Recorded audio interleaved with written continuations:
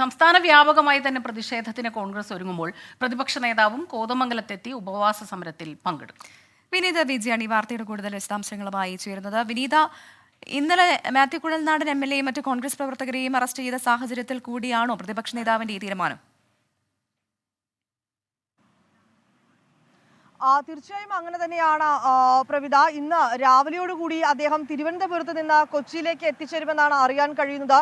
കൊച്ചിയിലെത്തുന്ന പ്രതിപക്ഷ നേതാവ് നേരെ കോതമംഗലത്തേക്കായിരിക്കും പോവുക. കോതമംഗലത്ത് നിലവിൽ ഉപവാസം അനുഷ്ഠിക്കുന്ന മാത്യു കുഴൽനാടൻ ഉൾപ്പെടെയുള്ള കോൺഗ്രസ് നേതാക്കളെ കൂടിക്കാഴ്ച നടത്തും. അതിനുശേഷം ആ ഉപവാസത്തിൽ VD സതീശനും പങ്കാളിയാകുമെന്നാണ് നമുക്ക് അറിയാൻ കഴിയുന്നത്. ഒപ്പം തന്നെ സംസ്ഥാന വ്യാപകമായി കോൺഗ്രസിന്റെ പ്രതിഷേധ പരിപാടികളും ഉണ്ടാകും.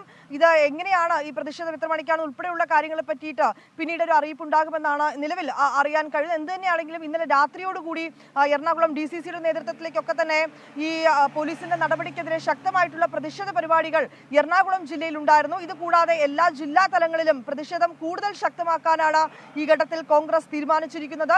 ഇത് സംബന്ധിച്ച് രാവിലെ മുതൽ തന്നെ പലയിടങ്ങളിലും പ്രതിഷേധം സംഘടിപ്പിക്കുമെന്നും അറിയാൻ കഴിയുന്നുണ്ട്. എന്താണെങ്കിലും തിരുവനന്തപുരത്തായിരുന്നു ഇന്നലെ പ്രതിപക്ഷ നേതാവ് ഈ പോലീസ് നടപടി മറ്റു കാര്യങ്ങളും ഒക്കെ എറണാകുളം ജില്ലയിൽ നടക്കുമ്പോൾ അവിടെ നിന്ന് പ്രതിപക്ഷ നേതാവ് മാധ്യമങ്ങളെ കണ്ടിരുന്നുവെന്നാണ് അറിയാൻ കഴിയുന്നത്. തുടർന്ന് ഇന്ന് രാവിലെയും അദ്ദേഹം കൊച്ചിയിലേക്ക് എത്തിയതിനു ശേഷം മാധ്യമങ്ങളെ കാണുമെന്ന് അറിയിച്ചിട്ടുണ്ട്.